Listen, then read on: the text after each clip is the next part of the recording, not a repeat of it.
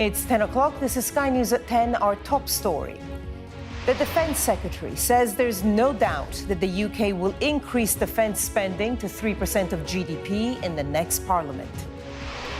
UK-US steel talks are set for next week as Donald Trump announces plans to double tariffs on imports to 50%. The Conservatives call for prison officers to be armed with lethal weapons as another officer is attacked while on duty. Hopes that a ban on single-use vapes will help reduce an alarming rise in vaping in schools. Little ships involved in the recreation of the Dunkirk evacuation 85 years ago arrive back in Ramsgate. Plus, Paris Saint-Germain thrash Inter Milan to win the European Champions League for the first time.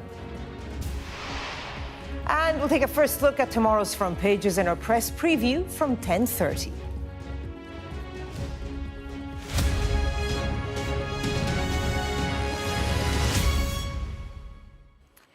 Good evening. The Defence Secretary, John Healey, says there is no doubt that the UK will increase defence spending to 3% of GDP in the next Parliament.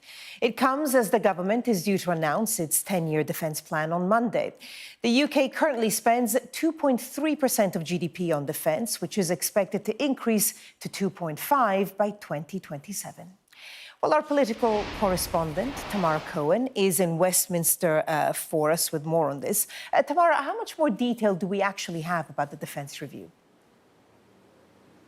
Well, the Defence Review is expected to be launched with great fanfare by the Defence Secretary and the Prime Minister on Monday. And it's over 100 pages long, and it's already been the subject of some wrangling inside government. But what we do know, and what is significant, is that while spending 3% of our national income on defence had previously been just an ambition, the Defence Secretary has said that it is now in no doubt that his plans are predicated on that amount of money, and that's tens of billions of pounds every year more than is being spent at the moment, although the deadline is still the end of the next Parliament, so that's up to 2034. Some details coming out in the Sunday papers tonight include plans to spend billions on new munitions and to build 6 new bomb factories across the UK to produce those. You'll remember there were warnings last year that by sending many of these munitions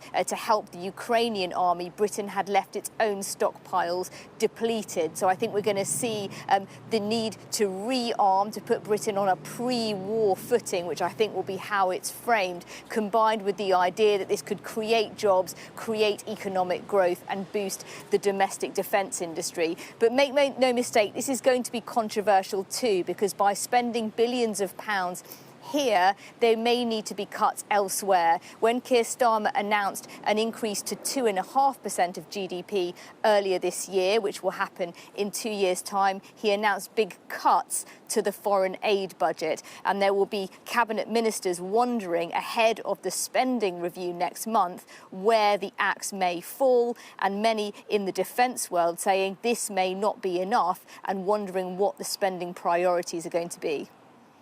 Tamara Cohen with the latest on that from Westminster. Tamara, thank you. The Trade Secretary, Jonathan Reynolds, will meet his American counterpart next week as the UK attempts to set a timeline for its exemption from Donald Trump's steel tariffs.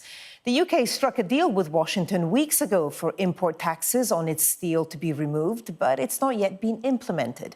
And now Donald Trump has announced that he plans to double tariffs on steel imports from next week.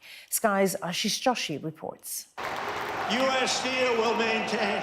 If you're addressing a crowd in the iconic former steel capital of the world, then announcing a doubling of foreign tariffs on the metal's import is a presidential win. We're going to bring it from 25% to 50%, the tariffs on steel into the United States of America, which will even further secure the steel industry in the United States. And there was a double boost for these Pittsburgh steelworkers. The announcement of a $14 billion investment commitment from Japan-based Nippon Steel, keeping U.S. jobs secure and plants open. We're steelers. You got to keep it in Pittsburgh. It's where it started. It's what it's all about. You want to see this place last, for the younger generation and stuff. So hopefully, this deal is going to be a really good one for longevity. The last thing we want to see is this deal not go through, and then possibly the steel industry leaving the Mon Valley. Around a quarter of the steel used in America is imported, with Canada, Brazil, Mexico, South Korea and Vietnam being the 5 biggest exporters to the United States. The president also announced more tariffs on aluminium, where the US is more exposed, importing around half. The vast majority comes from Canada, who exports twice as much to the US as the next 9 largest countries combined. Donald Trump has been mocked as the taco president. Trump always chickens out. He's backed down on previous threats, but nevertheless, this threat brings more uncertainty to international steel and aluminium producers. The UK has signed a trade deal with the US, but the government told Sky News it was seeking clarification. This is not the certainty British steel and aluminium producers and businesses need right now. We're dealing with Donald Trump. So that kind of throws an enigma into the mix in terms of is he adding onto it? Is he agreeing to the deal he's already signed? So that's the first step they've got to do. And as I've said, we've got to get the detail from the deal they've signed so we can carry on business as normal. President Trump has rowed back on previous threats, and foreign steel exporters hope he does the same this time. But, as always, there's the unpredictability, and that helps no one. Ashish Joshi, Sky News.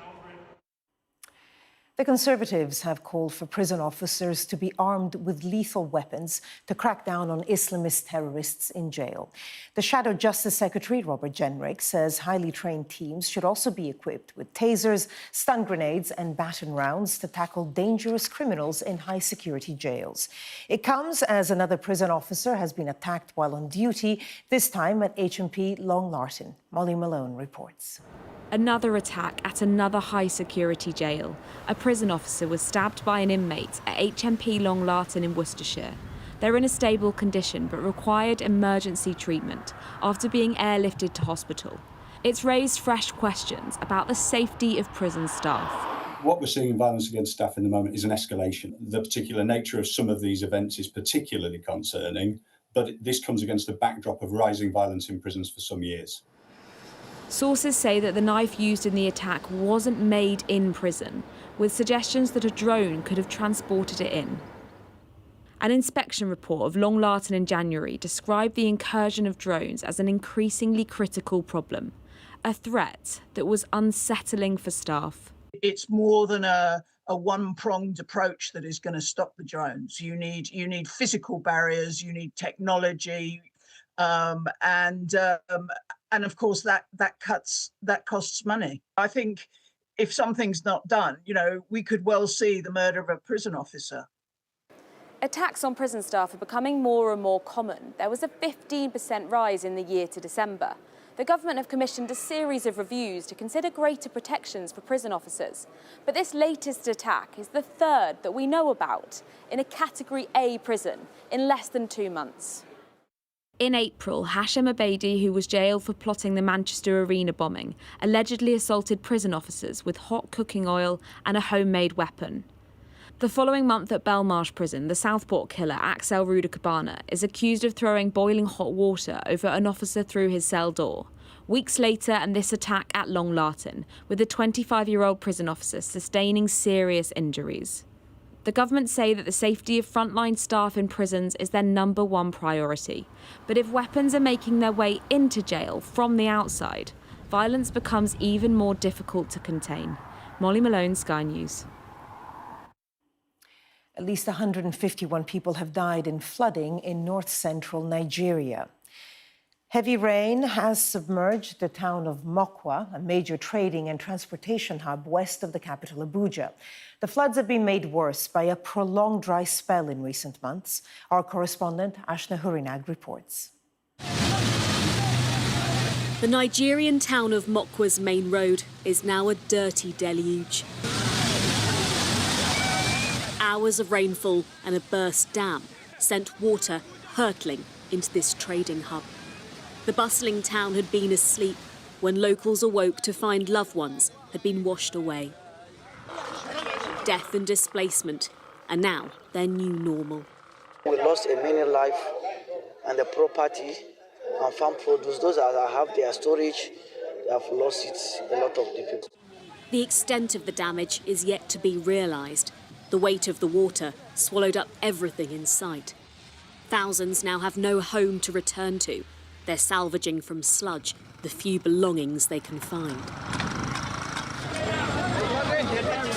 Seasonal flash flooding in Nigeria is increasingly common, but such a sudden, significant loss of life has taken the country by surprise. Local schools have been turned into shelters as aid is ramped up for survivors. So far we have food and non-food items available for them, and we also have a mobile clinic. We've also come with mobile water purifiers so that they can have access to clean water. And what we're asking them to do as the community is to ensure that they have a clear list of numbers of both missing and the dead and how many people lost their homes.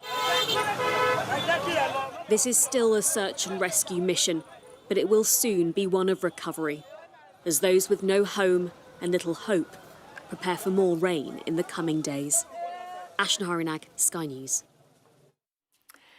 Time now for a look at some of the day's other stories. And the Israeli Prime Minister Benjamin Netanyahu has said tonight that Israel will continue its action in Gaza for the return of its hostages and the defeat of Hamas.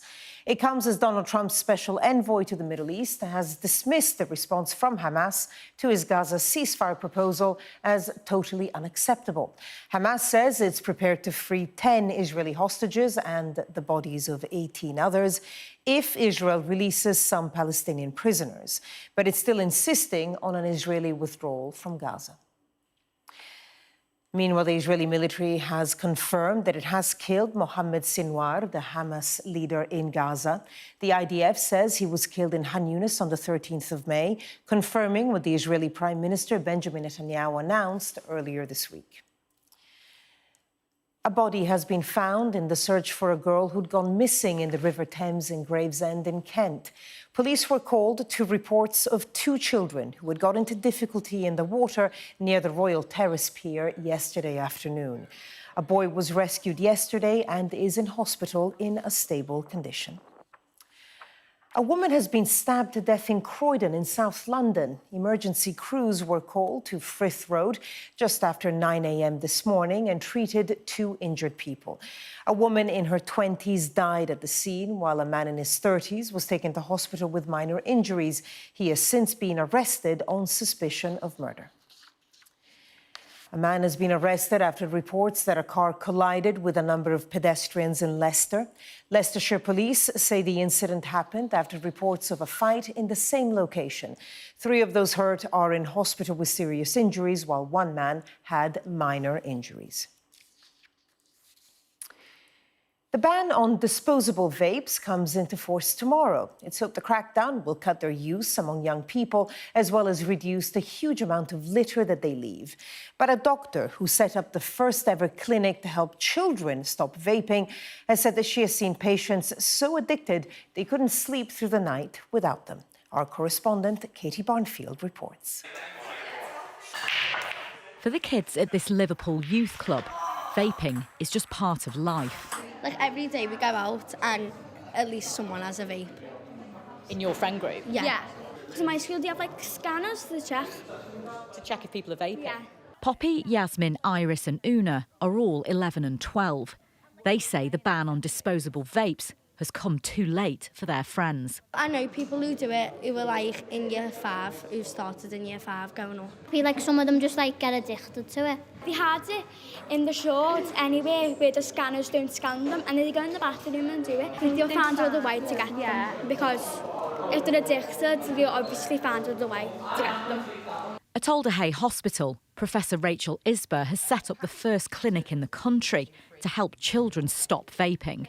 Most, she sees, have never smoked, but are completely dependent on their devices. Some young people are vaping before they get out of bed, so they sleep with it under their pillow. And what's the the youngest patients you're seeing with that kind of nicotine dependence already? So I'm seeing, so the clinic was set up for 11 to 15-year-olds, and I'm seeing the full range. So you're seeing 11-year-olds who can't sleep through the night without vaping? Yes. The government hopes banning single-use vapes will help prevent kids getting hooked on nicotine and reduce environmental damage. In Gateshead is one of the handful of recycling plants across the country that deal with used vapes, rescuing valuable parts like batteries. But with no way to automate the process, it all has to be done by hand. Each one of these bags can contain up to half a tonne's worth of vapes, and this is just a month's worth that comes through this recycling plant alone. Even though every vape is recyclable, a tiny proportion are, and instead, around 8 million of these a week are ending up in the bin or on the floor. Many vape producers have basically started to adapt their models to be legal, but to look almost the same. The old model is here, and this is basically fixed. It's pre-filled, you use it once, you throw it away. This is the new model, which comes with a pre-filled pod, which theoretically is changeable, and it does have a charging point too. There's a strong likelihood that people will just buy a new vape, even though it could be recharged and reused, and still may treat it the same as their old ones, which is where the vast majority of people are still binning them. Any shops selling vapes that don't meet the rules after June the 1st will face a £200 fine and their stock being seized. Ministers hope it will be a strong enough deterrent for those selling disposables and the children whose hands they're getting into. Katie Barnfield, Sky News. Donald Trump has threatened to hold back funding from the state of California if it doesn't ban a transgender athlete from competing in an athletics competition. The national attention has led to the 16-year-old athlete needing personal security at events. Our U.S. correspondent Martha Kellner reports. California's best young athletes are competing here, but one issue is looming over proceedings. One 16-year-old transgender girl at the centre of a national row. A.B. Hernandez was born a boy but now competes against the girls and is a favourite to win at least 2 events here. Inside the meet, from the mum of a rival athlete, a quiet but clear objection. And outside, noisier opposition. The transgender male, he is not our enemy. We want him to be able to compete also, but in the right frame. These kids get up at the crack of dawn, like 5 in the morning. They work out before school, they go to school, they work out after school, the weekends they work out. And for that just to be taken away so that we can make a boy feel better is just, it's wrong. It's very wrong. We have a 10. Transgender inclusion is a thorny issue, but a vote winner for President Trump. He's signed an executive order seeking to ban transgender women from female sport. And now he's threatening to withdraw federal funding from California over Hernandez's participation in this event. In a social media post, Trump wrote, "As a male, he was less than an average competitor. As a female, this transitioned person is practically unbeatable." This plane is flying over the stadium as Hernandez competes, organised by women's advocacy groups. We wanted to be here to show support. Transgender rights activists supported Hernandez. All girls deserve to play in girls' sports, and trans girls are girls, so they don't have any extra extreme advantage than somebody who is naturally tall or has naturally wide wingspan, like Michael Phelps. Hernandez has required security because of abuse against her. Boys are boys, girls are girls. This son does not belong competing against those girls. This video shows her mother being harangued by mums of other student athletes. One of the voices in the video is Sonia Shaw, a school board president. I said, boys are boys, girls are girls. And then I turned to the stands and I'm like, is there anybody that's okay with a boy competing against the girls right now? There are, as far as we know, only a handful of transgender girls playing girls' sport.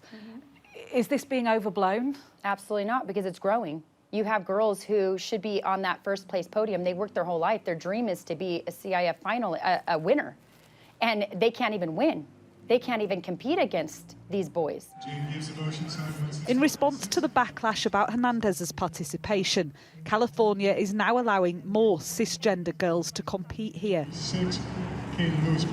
They may also award 2 winners if Hernandez finishes first.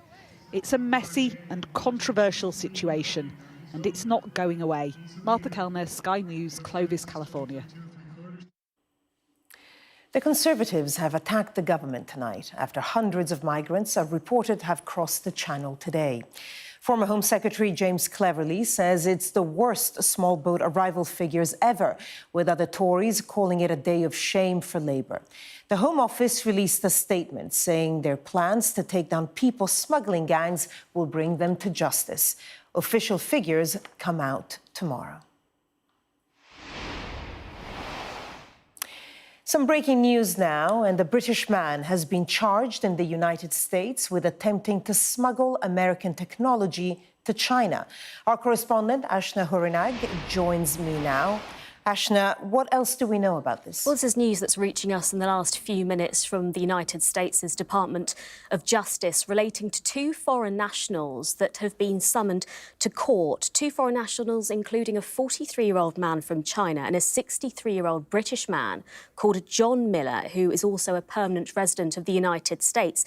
Now, they have been charged in 2 United States districts with several charges, including trying to organise the exportation of US military technology back to China, and also stand accused of organising the harassment and stalking of an individual who criticised the actions of the Chinese government. Now, according to the Deputy Attorney General, Todd Blanche, he has said that this is a blatant assault on both our national security and our democratic values. He goes on to say that the Justice Department will not tolerate foreign repression on US soil, nor allow hostile nations to infiltrate or exploit our defence systems. Now, according to these court documents, some of these allegations date back to October 2023. The indictment, according to the US Attorney for the Central District of California, one of the states involved, it alleges that these 2 men targeted a victim in our nation, the words of the US Attorney in California, because he criticised the Chinese government and its president. As I say, a British national involved in this. The US is now seeking his extradition, but also that of the Chinese national too, because it's believed the 2 men are currently in Serbia. If convicted, both could face up to 40 years in jail. Ashna Hurinag, thank you. And just in the past minute or so, there's been a statement from the Foreign Office which reads, "We are providing consular assistance to a British national following his arrest in Serbia in April and are in touch with the local authorities and his family." We'll, of course, bring you more developments on that story as we get them. But first, little ships recreating the historic Dunkirk evacuation have returned home today after being delayed by stormy weather.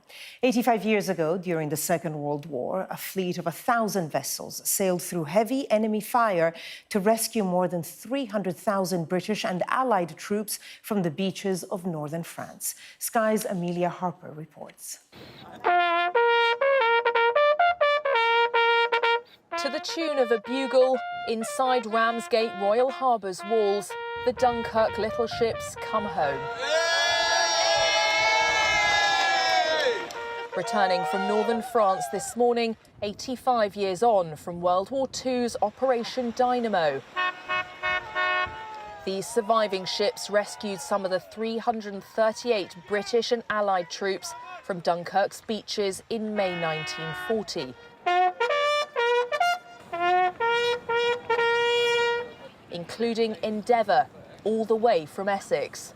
She was literally picking up soldiers off of the beach because she's got a shallow draft and she could run into the sands, and then they were ferried out to the bigger boats that were offshore, and we have no idea just how many trips she done, probably about 50 soldiers at a time, and she was basically a water taxi. It just really makes me choke up.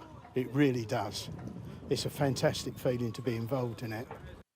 Like Endeavour, all of these boats are the original boats that sailed during the Second World War. And they make this crossing as a flotilla every 5 years between here, Dunkirk and back to commemorate Operation Dynamo.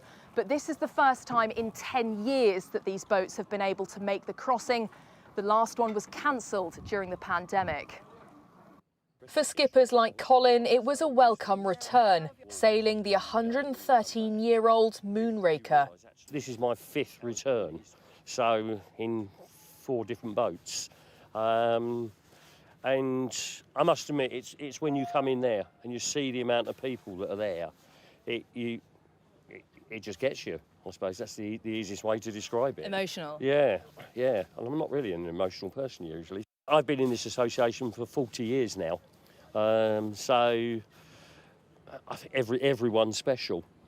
And a similar sentiment from the Queen today, who said, "Today and together with the nation, the King and I would like to remember the heroic and unprecedented civilian war effort of Operation Dynamo on its 85th anniversary. I know that my father, together with his comrades of the British Expeditionary Force and the Allied armies that were fortunate enough to find safe passage, would today be grateful beyond words for this lifeline." Like the Queen, today's crews remembered the acts of those who sailed before them. A day where old boats sparked new appreciation. Amelia Harper, Sky News. Let's get the latest sport now from Sky Sports News.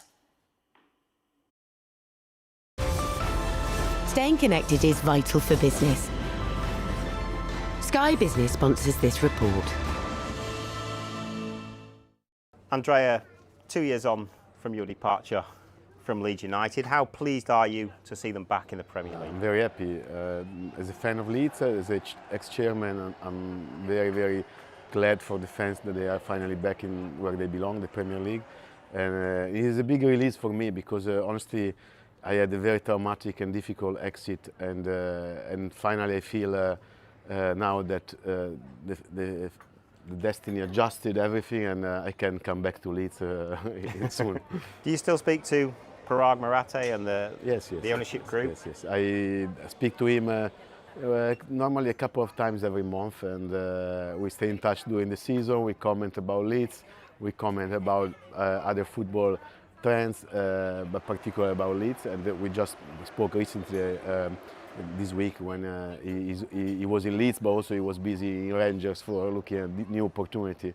I think Parag and the guys involved supporting him and the new management will have the credibility and the experience, the know-how to take it to the next level. So they can take back the route and the direction to bring back Leeds as a, I hope, top club and back to Europe one day. How difficult will it be for Leeds, that jump from the Championship back to the Premier League, because you've done it, and with success in that first season under Bielsa, Leeds finished 9th. The gap between the Premier League clubs and the newly promoted club is getting bigger and bigger. In the last 2 seasons, basically all the club promoted bounced back to the Championship. So this showed that the category is another level. It requires investment, it requires a new project, it requires a football transition, in some cases revolution in the squad.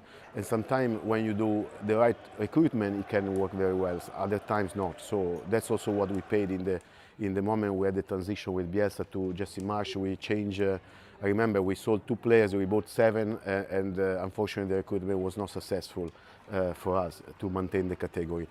Same is when you come from the Championship to Premier League, the challenge is very big. So the recruitment, you feel, is key to make that absolutely transition successfully. Yes.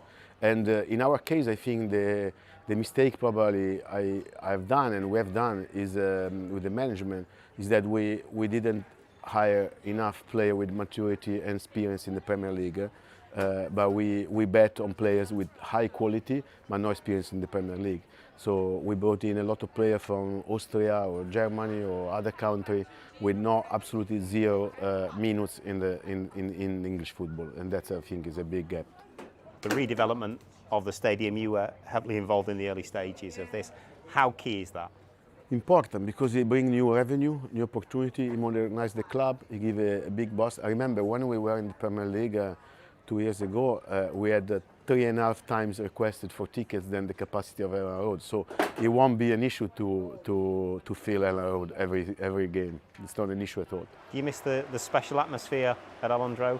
Yeah, look, I have goosebumps only thinking about that. It was an amazing period of my life, but unfortunately the last 6 months, I think for different reasons, I lost the day-to-day activity with the club. I lost the control of the club, also for other personal reasons, and I relocated to Milan.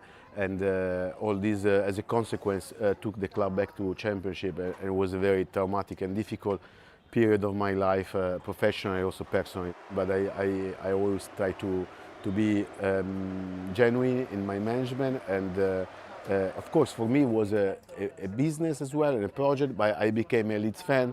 My family, my brother, my nephew, my son all support Leeds. They don't have any more a team in Italy. They suffer every weekend when Leeds play, and we can't wait to go back to the stadium. So this is now our blood now, and we keep going with that.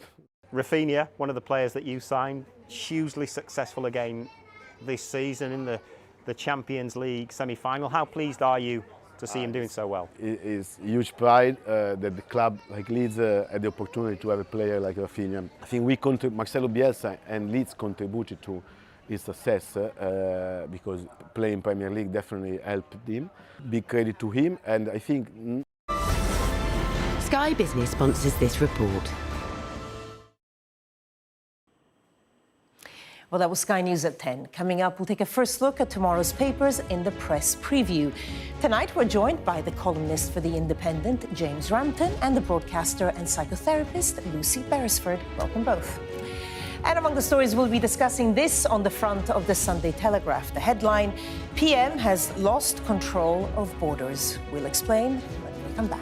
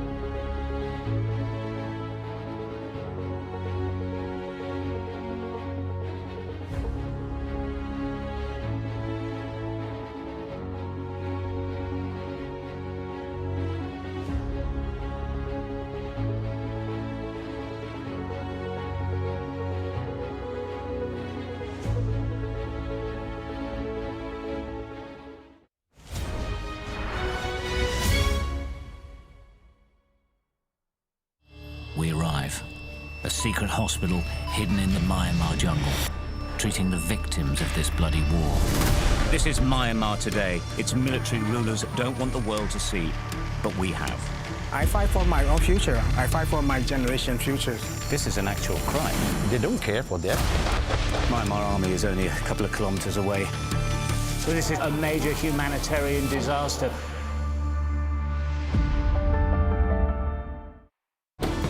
Jubilation in the streets, while some emotional. This is a political victory for Prime Minister Modi and his Hindu Nationalist Party. I'm Neville Lazarus, and I'm Sky's reporter based in Delhi. companies like these are helping India in its trajectory to be a serious player in space exploration.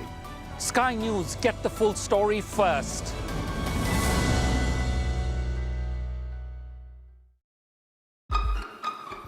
We've got your Sunday mornings covered. From the front page and the sounds of the streets to the voices of the people who make the major calls and big picture politics beyond Westminster. We'll put you at the heart of our story. I'm ready. Are you? Join me, Trevor Phillips, Sunday mornings on Sky News.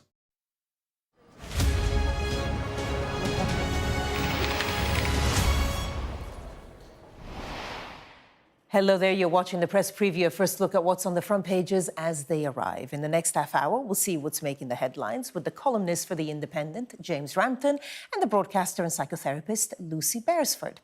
First, let's take a quick look to see what is on some of those front pages. Well, The Telegraph leads with the political reaction to the news that more than 1,000 migrants reportedly crossed the Channel in small boats today. If confirmed, it will be the most in a single day so far this year. The Express, meanwhile, goes with the call from the Shadow Justice Secretary Robert Jenrick to allow prison guards to use tasers, stun guns and rubber bullets amid rising levels of violence in UK prisons. The Mail reports on the US government charging a British man with alleged spying for China. The Observer reflects on Elon Musk's short but eventful tenure as the head of Donald Trump's Department of Government Efficiency. And The Star examines the apparent trend of neighbours falling out over mowing their lawns on Sunday morning, because it can be very, very loud. We are joined tonight by James Rampton and Lucy Beresford. Thank you both for coming in. It's great to see you. Let's start with this story on the front of the Telegraph that we just spoke of. The headline there, PM has lost control of borders. Now, what they're allegedly, they're claiming 1,000 migrants crossed the Channel in a single day. That would be the biggest single number of single crossings in one day. Has to be said, the Home Office hasn't confirmed those figures. We're expecting to hear from the Home Office with official figures tomorrow. But Lucy, if I can start with you, what do you make of the story and the headline? Well, it's a very content-rich story because it isn't just about the number of people coming over. There's information in this particular article about ways in which France is actually changing its laws to try to make it illegal for people to overstay their welcome in France, as opposed to the moment that they get on a boat being the first opportunity that the French could actually try and get them for committing an offence. This tells you quite how many boats from the UK were actually being deployed today to try to offset the number of people who are coming today. And that in itself is a really interesting figure. But then you've got the wider political context, which is that we are only a couple of weeks out of some local elections where Reform did extraordinarily well, largely on the back of a story around immigration. We've got a by-election in Scotland on Thursday, which Scottish Labour are expected to do quite badly in that, which again may be an opportunity to reform to get to steal a march on that. So you've got a story that isn't just about the thing that the photo is. It's a very dramatic photo. Quite how many people are on this boat. You can understand why we hear so often that boats have capsized or unfortunately people have drowned. This boat is completely stuffed with people, far too many people to be on there.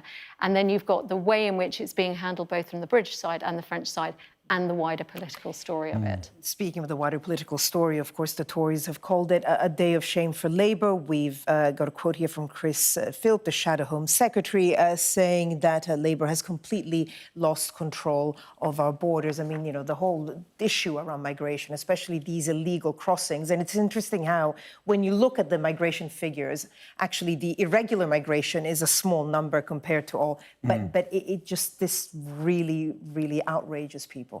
It is the most incendiary story that we have in domestic politics at the moment, and I absolutely agree with Lucy. Very good summary she gave of the Telegraph story and also of the very striking photo. But that to me, underlines the human cost of this. And we're talking about figures and politicians arguing, but that, to me, emphasises the desperation that these people feel and why this must be sorted and why, to be honest, Reform are doing so well, because Starmer, the Tories failed with their Rwanda policy. Starmer has made no cut-through on this issue. He's done nothing that he's talked about, smashing the gangs and, you know, cracking down on the people smugglers, but he's made no headway in that at all, certainly in terms of the electorate. He's got to do something, or the rise and rise of Reform will continue unabated. And you're right, this Scottish by-election is very much in the balance. Who would have thought that Reform would win in Scotland? But that's not an impossibility now, because immigration is the hottest of hot potatoes. Lucy? Well, yes, I mean, what I would say is the image is so striking because it's all male. There's no sense here of families fleeing war-torn conflicts and in destitution. These are people, dare I say it, who look reasonably well-dressed. They look quite fit and healthy, and yet they are coming over and they're trying to get here illegally. And the key issue about immigration is that there are so many people who don't worry so much about immigration. In fact, we're incredibly alert to how we need immigrants in this country, particularly to do work that, for some reason, British people don't want to do. It's illegal migration, and that photo speaks volumes for critics. Although, you know, a lot of those men may still have valid asylum claims. Obviously, we don't know that, but obviously, and I take people your will always point push back on that and say, so why don't you seek asylum then? Why do you have to come in an illegal manner? That's the thing that people really object to. I mean, it's obviously, you know, a very something that people feel rightly very strongly about. Let's go to the Mail on Sunday and their lead story. Their interesting one that actually comes out of the US. British dad spying for China. That's what the words they use. Seized in FBI sting. James. Yes, it's very interesting, this. Immediately, the Mail has pointed out that he's a family man from Tunbridge Wells, emphasising the connection with male readers. But if you dig down into the story, and you kindly handed us an FBI press release, it's fascinating. It seems like a sting from the movies. Yeah. From what we can gather from this press release, allegedly this British man and a Chinese associate were trying to stop a critic of China protesting against President Xi, and they used two accomplices who were apparently FBI undercover agents. I mean, it really is something from, you know, from 24 or Homeland or something like that. So it's a fascinating story. But it also shows how, in America, they're very careful to protect people who want to criticise China.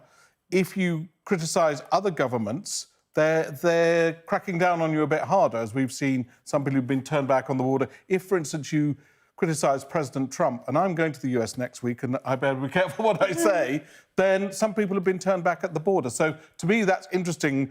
Freedom of speech seems to be a bit of a relative concept, but it is a great story. A British man caught up in a movie-style sting. It's extraordinary, really. He's one of two, so just to make clear, he's been charged with conspiracy smuggling, violations of the Arms Export Control Act, and also interstate stalking and conspiracy to commit interstate stalking. And it's him and another person from China. Yes, and actually they've also been trying to smuggle military technology into Beijing. Yeah, which is why they get called a spy, presumably. Exactly. Yes. So it isn't just about the fact that they were trying to intercept somebody who was making some statues of President Xi and his family. It's actually they were actively pursuing something to support China as opposed to supporting America. Yeah, in the past half an hour or so, we've had a statement from the Foreign Office as well, saying they're providing consular assistance to a British national following his arrest in Serbia in April. And these people were detained in Serbia. Let's move on to another story, massive story, actually. Let's start with The Times.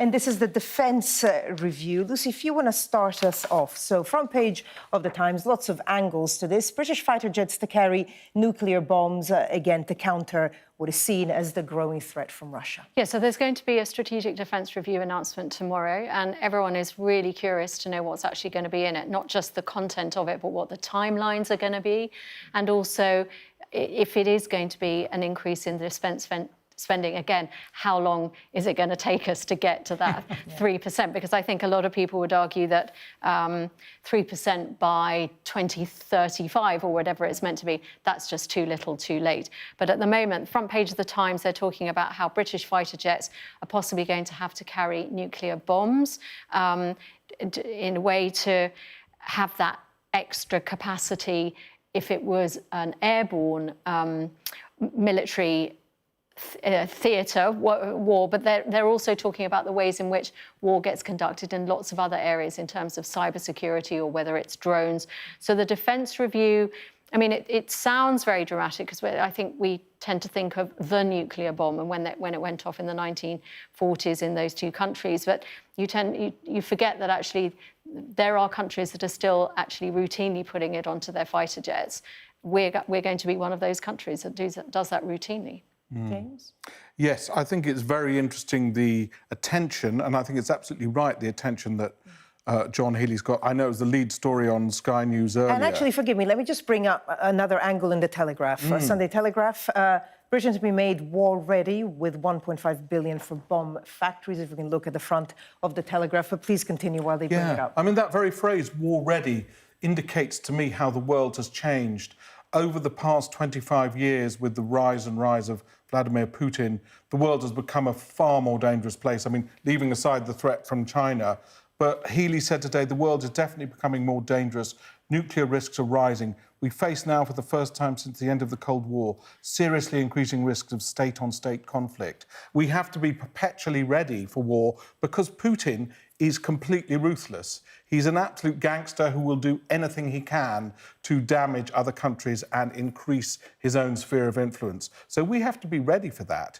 And part of the problem is that we've actually given quite a lot of our military hardware, quite rightly, one might argue, to Ukraine while they were fighting their war. So not only have we not been investing in our armed forces, we've actually depleted our munitions. So one of the things that this Defence Review is actually going to highlight is how we're literally going to build bomb factories. This is kind of what happened in the 1930s, where you actually have people who are working in that industry for a war that doesn't yet exist, to be prepared. And it says, one of these pieces says, if we were to fight a war, our military would run out within 6 months. We haven't got enough material and, dare I say it, personnel to keep going more than 6 months, because you're right, we've been depleted. We're going to have to leave it there, but of course there will be details coming out about the Defence Review, both tomorrow, Sunday, and then of course the announcement on Monday. For now, let's move on. Coming up, should prison staff be armed? A senior Tory politician says yes. We'll discuss that next.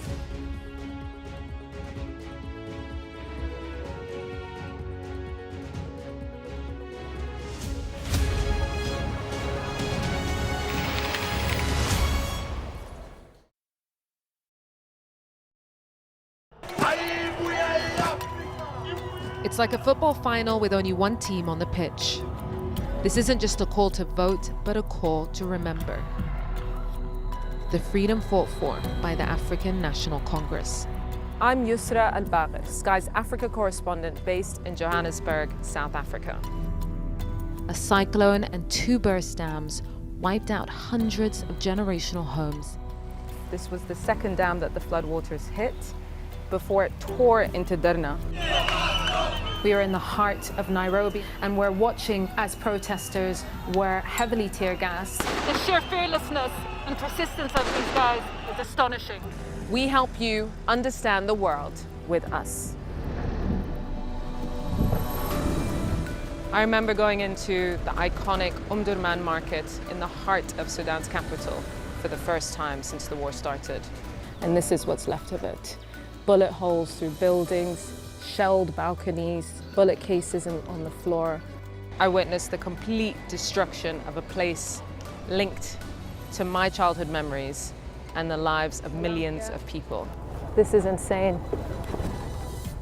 This was a bustling residential area. So many friends who lived here. My most memorable interview was with a 15-year-old boy who'd survived being stranded on a migrant boat on its way from Senegal to the Canary Islands. After 13 days, our food, water and fuel supply ran out. I felt awe when we saw the mountain gorillas in Rwanda. They call him the king of the jungle. This is the alpha silverback. Sky News. Get the full story first. Yusra Al-Bagher, Sky News. I want to start the programme today with a name, a story that I can't get out of my head. The campaign has now started. This is your chance. Tell people this is the Politics Hub. It's not correct. The tax burden is projected to go up. No, I am talking about no, but I'm not. This is my interview. Look, this is ridiculous. No one does care about us. I'm really interested in that. On the Politics Hub, we like to push the boundaries. He's got the majority. The question is, what is he going to do with it? A show of military might and menace. Why should the West trust you? Frankly, I don't care whether the West trusts us or not. Sky News. Get the full story first. Have a quick word for Sky News. Is the West right? Are you fueling Russia's war machine? American journalist Evan Gershkovich is on trial here, but was first on display. I'm Ivor Bennett, Sky's Moscow correspondent.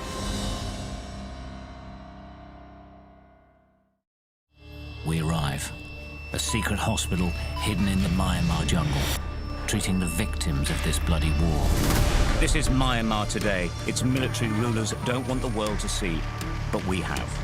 I fight for my own future. I fight for my generation's futures. This is an actual crime. They don't care for that. Myanmar army is only a couple of kilometers away. So this is a major humanitarian disaster.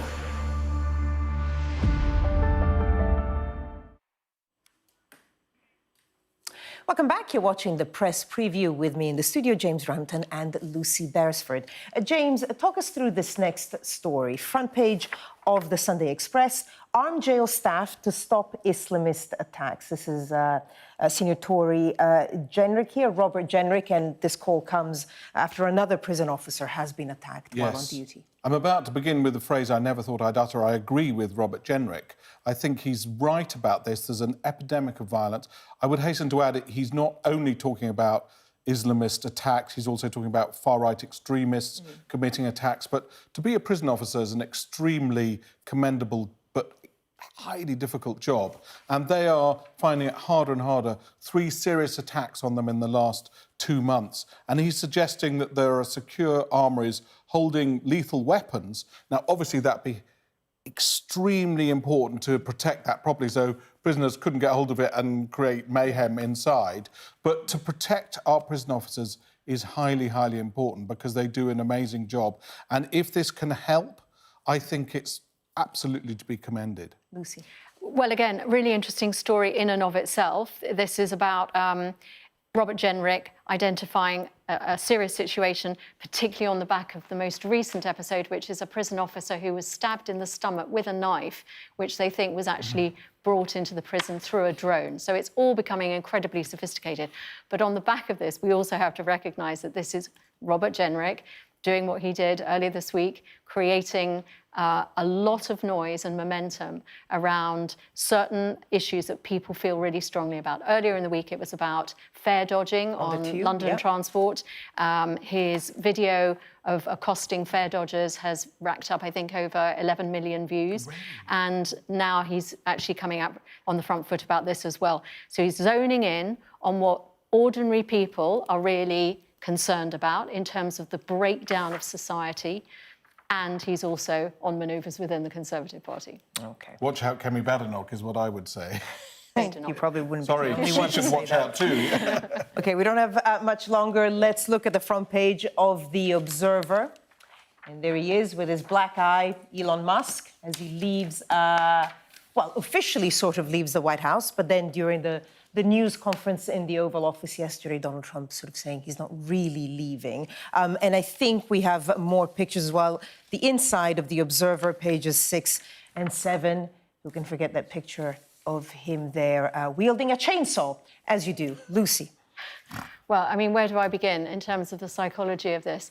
There is reference made inside The Observer to the very highly strung nature of this man. And there are references as to why that might be. And I don't know how far I can go with that, but going onto the stage with a chainsaw, bringing one of your 14 children into the White House, people are just saying, this man, talk about moving fast and breaking things. This is what Trump wanted. He wanted to throw the pack of cards up and see where they landed. But I think even he's begun to see that this is a loose cannon. James. Yeah, I mean, you couldn't make him up in a way. If he were a Bond villain, you'd say, no, he's over the top.